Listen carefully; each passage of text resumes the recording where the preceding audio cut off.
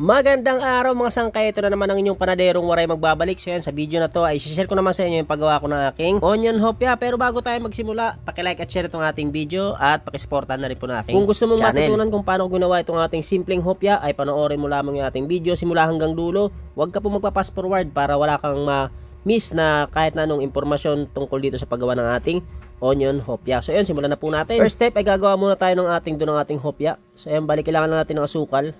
Sunod ay mantika. So yan, konting ingredients lang yung ating do mga sangkay. Next, tubig. At kapag nailagay nyo na yung mga ingredients na yan ay mix lamang natin. Yung gamit yung ating wire whisk. Bali, tunawin natin na maayos yung ating asukal. So bali, huwag kayong magpa-fast forward mga sangkay dahil medyo maraming proseso yung ating hopya. So yan, bali, sunod natin nilalagay yung ating harina. Dalawang klaseng harina yung ating lagay dyan mga sangkay, first class at third class. At sunod ay naglagay tayo ng baking powder. At next natin gagawin is buhin lamang natin yung ating minamasa. So, bali, mano-mano lang itong mga sangkay, di natin kailangan dito ng makina. Konting masa lang itong mga sangkay, medyo pakikinisin lang natin dito sa ating planggana. So, kung mapapansin yung mga sangkay, ganyan lang yung aking pagmamasa dyan sa may planggana.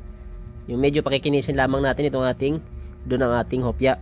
So, bali, yung mga ingredients natin dito gagamitin mga sangkay, simpleng mga ingredients lang. Madali nyo lang mahahanap sa mga pamilihan. So, bali, sa pagmamasa natin mga sangkay, naulit ko, hindi totally makinis medyo mapakinis lamang natin itong ating dumamasa lamang natin, ay pwede na po yan. So, bali, hinati lamang natin at medyo binabagsak-bagsak lamang natin dito sa ating lamesa para mas kuminis itong ating masa or ating dough. So kung mapapansin nyo mga sangkay, kuminis na. So bali, tabi muna natin yung ating unang masa, gagawa tayo ng second dough. So sa ating second dough mga sangkay, dalawang ingredients lang, third class flour at mantika. Paghahaluin lamang natin yan. So ganyan lang kasimple yung ating dough ng ating hopya. So bali, ganyan lang kalagkit talaga yan mga sangkay, huwag yung pupulbusan, dapat malagkit po talaga itong ating second dough. So ganyan, bali, tingnan nyo kung paano natin ilalagay yan sa ating first dough. So ayan, kung mapapansin nyo is ninipisan muna natin yung ating first dough na ginawa gamit yung ating rolling pin. Hindi naman yung totally manipis mga sangkay, tamang nipis lang. Lalaparan lang natin na medyo pahaba.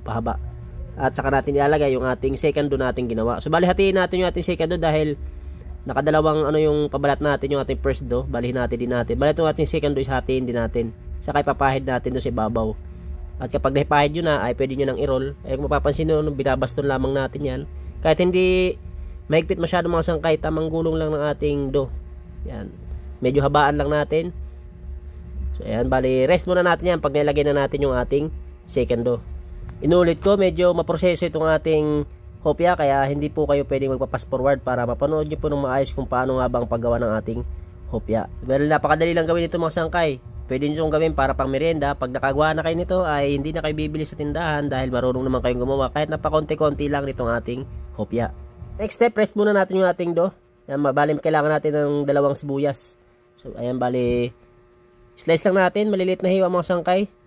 Yan, bali, gagamitin natin yan sa ating palaman. So, ilagay natin sa kawali na may mantika at lulutuin muna natin yung ating sibuyas. Bali, medyo papupulahin lamang natin yung ating sibuyas. Habang nakasalang yung ating sibuyas, ay balikan natin yung ating dough, cut na natin. So, bali, ang bawat cut ko nga pala dito mga sangkay, kapag pangbenta ko is 15 grams. So bali, kung sakaling pang merienda lamang ang inyong gagawin ay hindi nyo na kailangang timbangin, kahit anong bigat na lamang po or laki ng inyong dough ay pwede na po yan. Basta wag na wag nyong kakalimutan mga sangkay, kung sakaling gagawin nyo to para pang negosyo ay wag na wag nyong kakalimutan mag costing. Alamin nyo po kung magkano ang inyong puhunan para alam nyo rin kung magkano nyo ibibenta ang inyong nagawang produkto. So bali, takpan lamang natin pagkatapos natin may cut, takpan natin para hindi manuyo. At ito na yung ating sibuyas, medyo napapula na natin, so okay na yan. At ngayon gagawin naman natin yung ating palaman para mapalaman na natin itong ating hopya. Sa ating palaman mga sangkay, isa yun, kasama na yung ating niluto na sibuyas na may mantika. Next, naglagay tayo ng asukal at saka vanilya. Sunod naman natin ilalagay is asin. At maglagay na rin tayo ng powder milk. Sunod ay tubig. At mix lang natin ng bahagya mga sangkay. Hindi kailangan tunawin yung asukal, bahagyang mix lang. Next natin ilalagay is yung ating harina. Soft flour mga sangkay or third class. So yan, bali, bubuuhin na natin yung ating palaman. So bali, kung sakaling kayo ay magtitimpla nitong ating kahit anong klaseng tinapay mga sangkay is ugaliin nyo mag-double check ng mga sukat ng mga ingredients na inilalagay nang maiwasan yung pagkakamali dahil napakamahal ng mga ingredients ng mga sangkay. Kung sakaling kayo magkakamali, sayang na sayang po yung ating pinambilyang ingredients kung hindi natin maayos yung paggawa ng ating tinapay, di ba? So ayan, ganyan kalambot yung ating palaman mga sangkay ha. Yeah, para mas maganda yung outcome ng ating hopya, mas maganda, mas malambot yung ating palaman. Next step ay dito na yung ating pagporma ng ating onion hopya. So ayan, balik kung mapapansin nyo, meron tayong extra harina dahil madikit o malagkit yung ating palaman, medyo sasaw tayo sa kamay ng ating harina para hindi masyadong madikit yung ating palaman. So ganyan lang kasimple yung ating pagporma ng ating hopya mga sangkay. Ganyan lang kadali yung ating pagporma ng hopya. So kung sakaling gusto niyo bilog lang yung hopya, ay okay lang naman po kahit bilog lang. Ito is forma lamang yung ano yan, hindi magbabago yung lasa niya kung magkaiba man ng forma yan. So bali sana ang video na tayo makatulong sa inyo mga sangkay. Kung sakaling naghahanap pa kayo ng ibang recipe, ay marami na tayong recipe dyan sa ating video mga sangkay. Sa ating page, Martial TV syempre, at sa aking YouTube channel, Martial TV din, marami na tayong recipe na naka-upload doon about baking. Sana ay makatulong sa inyo. At kung nagustuhan mo ang video na to, ay paki-like at share itong ating video at pakisuportahan na rin po ng aking page. Next step, naporma na natin yung ating hopya. So papahiran na natin sa ibabaw. Bali yung pinahid natin dito is itlog.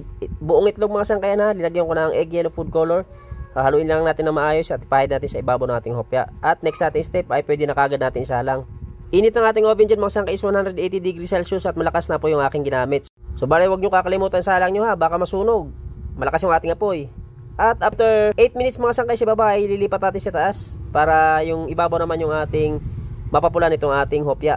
So bali mainit masyado yung ating oven mga sangkay kaya wag nyo kakaligtaan yung ating salang. At after 10 minutes sa taas mga sangkay aalisin natin yung ating hopya. So alin niluto na mga sangkay. Bali niluto natin ng 18 minutes, 8 minutes sa baba at 10 minutes sa taas. So bali ito na yung ating bagong luto na onion hopya.